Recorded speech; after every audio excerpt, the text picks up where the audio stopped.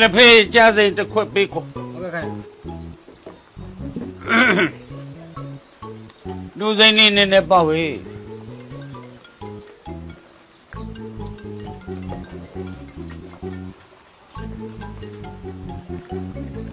အော်အေး ဟယ်လိုဟိုမင်းဆိုဒီမှာလေကွာအော်မယ်ဆိုတာကြီးပဲတဲ့ဟောတိပါတယ်စောင်းရှိတယ်ဘာဖြစ်လဲအော်ကိုကလာလို့ရတယ်လေပြီးရင်မင်းဖိုးတော်ကြီးကပဲအော်ဟုတ်ပါတယ်မင်းဖိုးတော်ကြီးကအမြဲတမ်းချီးပေါက်နေတာကိုဘယ်လိုသွားလာလဲဟောဒုက္ခပါပဲအေးအလေးထားပါတယ် anniversary ဆိုတာလည်းသိတယ်ခဏလေးပါကွာလာခဲ့ပါမလို့မကိုလည်းမတငယ်ကြီးတယောက်မှားထားတာလေခဏလေးစောင့်နေလို့အေးပြောမင်းတို့ဒါအားရတဲ့စိတ်ဆိုးမယ်စိတ်ကောက်မယ်ဒီတော့ဘက်တက်အေးဘိုးတော်ကြီးလေးနဲ့ငါ့ကိုဖုန်းဆက်ထားပဲရှင်းပါ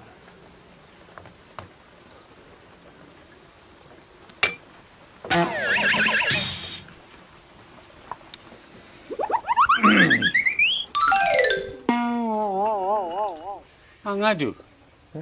မင်းစောတော့ဘာဒီဖြစ်လဲမိဘနဲ့စကားများနေတာ ဟုတ်တယ်ဘိုးဘိုးတော့မပေးဘူးလေ ဟို ဟေးဦးလေးမဟုတ်ဘူးလေကျွန်တော်ဘယ်ဦးမိဘနဲ့ကျွန်တော်စကားများပါလဲကျွန်တော်တဲတော်လို့ပြောရတယ်ဦးလေးရဲ့ ဩဥသေးကြောက်တိုင်တို့လား ဟုတ်တယ်စောက်လို့ရေး ဟုတ်လားဩ ဦးလေး ဟေး ဟာဘာပြောနေလဲဗျာဦးလေးမဟုတ်ဘူးလေကျွန်တော်တဲတော်လို့ပြောရကျွန်တော်ချစ်သူပေါ့ကျွန်တော်ကောင်းမလေးပေါ့ဦးလေးရဲ့ ဩ စိုးစီလာမစားနိုင်တော့ဦးလေး ဟုတ်ငါလည်းဘာမှမစားသေးပါဘူးကွာ ဟာပြောလေဆိုးလေဗျာဟိုဘက်ကနေပြီးတော့ဒီဘက်ကိုလည်းလာထိုင်သေးတယ်ဦးလေးရဲ့ဒီမှာကျွန်တော်ကောင်းမလေးနဲ့ဒီနေ့ချိန်လာတာ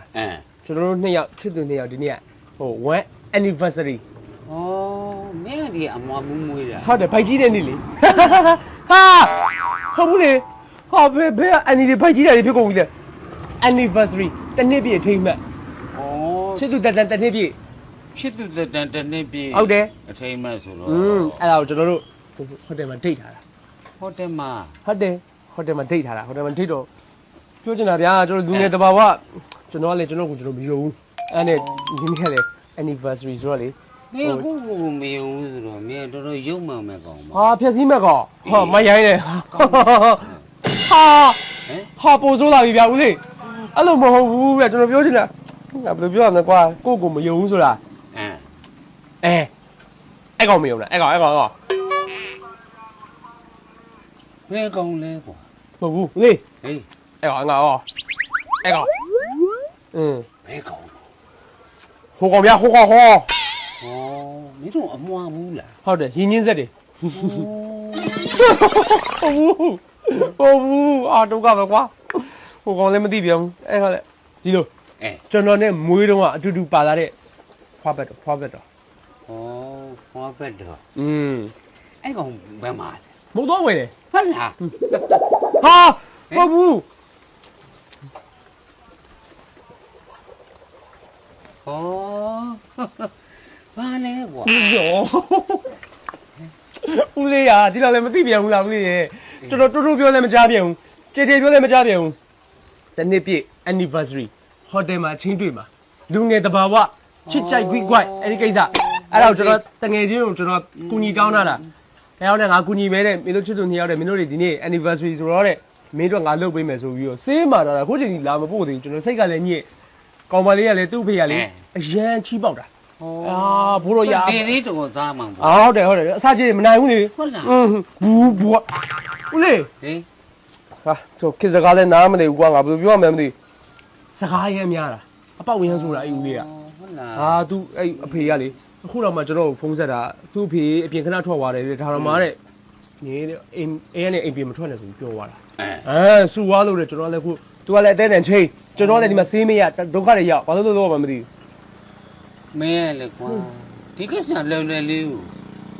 အော်ဦးလေးဘယ်လိုလွယ်မှာတော့ဦးလေး ဦးမင်းတကယ်ချင်းလာမယ်ဆိုတော့မင်းဗမာရတာ ဟာနှစ်ခါပြောနေစီ ဟောစေးမှာ စီဒါပေမဲ့တော့လည်းလာသေးဘူးညာကျွန်တော်လည်းမသွားချင်နေပြီဘိုးတို့ကြီးလေးလို့လေးရမှာသွားမှာ ဒီပေါ့ကွာလာမှန်ပေါ့ နာမပေါ့ဟုတ်တယ် ကျွန်တော်စောင့်နေရတယ်ကြာနေပြီဗျအဆင်မပြေဘူးဒီမှာဘိုးတော်ကြီးပြောင်းလဲကျွန်တော်တိုင်ပတ်အောင်မယ်လား မင်းအစဉ်ပြေခြင်းနဲ့ပေါ့ ပြေးချင်တော့ဘူးလေ ပြေခြင်းပြေလဲအောင်လုပ်လေကွာ ဟုတ်ဘယ်လိုလုပ်အောင်ကျွန်တော်မသိဘူးလေကျွန်တော်မသိလို့ကျွန်တော်တို့ဒုက္ခရောက်နေတာ ဩ တစ်နှစ်ပြည့်လေးမှာကျွန်တော်နှွေးချင်တာ မင်းတို့ကိစ္စငါတော့ပေါ့မင်းမင်းဂျူရာချက်ကိုသိလား ကျွန်တော်နဲ့တော့မရင်းသေးဘူးဗျ အေးငါမင်းကိုမိတ်ဆက်ပေးမယ် ဟုတ်ဖုန်းနံပါတ်ရှင်ပေးထားလေ အေးပေါ့ငါလှတယ်ကွာဒီကောင်မလေး ဟုတ်လား တားကြီးက priest မဟုတ်ကွာဟမ်ဂျူရာချက်ဆိုတာဆေးကိုပြောတာဆေးကိုပြောတာ စီ မင်းစိတ်ထဲမှာကောင်မလေးထင်နေလား မသိဘူးကျွန်တော်မှမကြောက်ဘူးလားလို့ အေး ဘယ်လိုပါစီ ဒီမှာတွေ့လား အော်ပြီးခဲ့ဘူးလေးပဲ ဟုတ်တယ်တစ်ခုချင်းဝါတာ အော် ညညဆိုင်ရင်ချောင်းထူးမယ်နော် ဟုတ်တစ်လုံးပဲနော် မဟုတ်ဘူးဟမ်ဘာပြီးကြတော့ ပြီးခဲ့ ပြီးကြမဟုတ်ဘူးဘူဟာချက်ဆိုတာမင်းဖြစ်နေတဲ့ဆန္ဒတွေစိတ်ရနေတဲ့ဆန္ဒတွေ အေး မပြေဝတဲ့ဆန္ဒတွေအားလုံးပြေဝအောင်ဖြည့်ဆည်းပေးမယ်ဘူဟာချက် ဂျူဟာချက်ကလေအဲ့ဒါကျွန်တော်ဟိုကောင်တော့အဆင်ပြေသွားမယ် ဟာအများကြီးကောင်းတာပေါ့ကွာ ဥစဉ်နေပါဘယ်လိုတောက်ပြီးဘယ်လိုလုပ်ရလဲကျွန်တော်ပြပြအောင် ဒီကောင်းရဲ့အားက အေး 30 60 90 ဟော3မျိုး အေးပေါ့မင်း65လောက်လား 65ကျွန်တော်ပါလေတစ်လုံးတောက်ပြီးတော့ကိုအမုတ်တိတ်တောက်ရမှာလားဘယ်လိုကြီးလဲ60 3မျိုးပဲရှိရဆို မဟုတ်ဦးအသက်ကိုပြောတာဦးအသက်ကို65ပဲပြောတာ 30 60 90 อืม ဟိုခွဲပြီးအဲ့လိုမှတ်ပြီးတောက်ဘယ်လိုတောက်ရလဲကို ဒါပေါ့မင်းရွယ်စားဆို60လောက်တော့ အော် तू ကပါလေခန္ဓာကိုယ်ရွယ်စားပေါ်မူတည်တောက် မှန်တယ်ဗျာ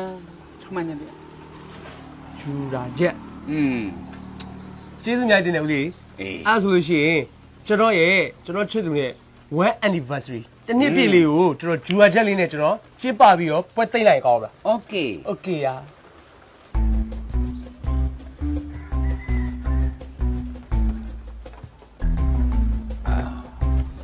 ဟာတော့မယ်ဦးလေး လန့်ပါကွာ ကျေးဇူးအများကြီးတင်တယ်ဦးလေးဟာမှတ်မိလားကျွန်တော် အေး ဟွန်း မှတ်မိပြီ ဦးလေးရဲ့ကျေးဇူးကြောင့်ဂျူရာချက်လေး အေး အဲ့ဒီကျေးဇူးကကျွန်တော်အဆင်ပြေသွားပြီဗျာ ဟုတ်လား ကျွန်တော်လည်းဟိုလမ်းဆရာဝန်နဲ့ကျွန်တော်တိုင်ပင်လိုက်ကြကျွန်တော်အတိလမ်းထိပ်ကဆရာဝန်နဲ့တိုင်ပင်တယ်သူကလည်းအိတ်ဆေးပဲညွှန်ပေးတယ်ဗျ ဘာပြော ဟာဂျူရချက်ကရဲကောင်းနေတယ်ဗျအိတ်ဆေးပဲညွှန်ပေးလိုက်တာကျွန်တော် ဟုတ်တယ်ဟုတ်တယ် ဟုတ်ဟိုကလေဒါပေမဲ့ရေတော့နာအောင်တောက်ရတယ်နော် ဟာမှန်တာဗော तू ကရွေနိုင်မှ ကျွန်တော်ရေတော့တော်တော်တောက်ရတယ်ဗျ ရေများများသောက်မှာ အဲ့ဒါပြောမယ် အေးပြောသား အဲ့ကိစ္စနဲ့ကျွန်တော်အဆင်ပြေသွားတာအခုဆိုကောင်မလေးကနော်ကိုကြီးမောင်မောင်ကြီးပိုင်တန်းဖြစ်သွားတာနော် အဲ့ဒါပဲကွာအဲ့ဒါပဲ ထပ်ပြီးဝမ်းသားစရာတိုင်ပင်စရာတခုလို့ရှိတယ်ဗျ ကဲပါများတော့ သူကလေဟိုဘလို့စိတ်ကူးပေါ်သွားတယ်မသိဘူးကျွန်တော်တခါတည်းတန်းပြီးတော့ခိုးပါတယ်ခိုးပြီးဖို့ကျွန်တော်တန်လားတိုင်ပင်တယ် အဲ့ဒါဂျူရာချက်ရဲ့ဆေးဆွမ်းမောကွာ ဟိုစေးဆွမ်းဟုတ်တယ်ကျွန်တော်ခိုးပြီးဖို့ကျွန်တော်ဘယ်လိုလုပ်မှမသိဘူး ဟာ သူ့ဘိုးတို့ကြီးရှိသေးတယ် ဘင်းတို့ကလည်းကွာတက်ခက်တာပဲ ကျွန်တော်ဒီနေ့ချိန် လူ လာ လည်းဘာဝချစ်တယ်ကြိုက်တယ်ကိုပြေးတယ်စမ်းသလားကွာကိုပြေးဖို့ကွာ ဟာဦးလေးလေခိုးပြီးဖို့ဗဇက်ပြောကလွယ်တယ်ဗျအဖေကြီးနဲ့မီးအဲ့စကားပြောမစင်မပြေဘူး သိကောင်ရဲ့ဂယုဆိုင်မလို့စမ်းမနဲ့ကွာကိုလှုပ်ရှားရှိတာသာလှုပ်ထားရဲ့စမ်းမ သူ့ဖေးကအစင်မပြေဘူးနော်ဦးလေး ဟေးသူ့အဖေကြီးအမေကြီးအစင်မပြေတာမလုံနဲ့မင်းဖြစ်ချင်တဲ့ဆန္ဒကိုမင်းလုံလိုက်ဒါပဲ ခိုးခိုးပြေးလိုက်တော့ဖြစ်တယ်ပေါ့ မင်းကယူဆိုင်မီဒီဇမ်းမနဲ့ကွာကိုလုံးစရာရှိတာလုံးဆမ်းမှာ ဟုတ်ကဲ့နော် ဒါပေါ့ ကောင်မကြီးနဲ့ချိန်လာတယ် သူအော်လေး ဟေး ပြောရဆိုရင်ကောင်မလေးလာတယ် ဟောအေး တခါလဲကျွန်တော်မိတ်ဆက်ပဲ ဒါပေါ့ကွာ ကိုကို ဟေး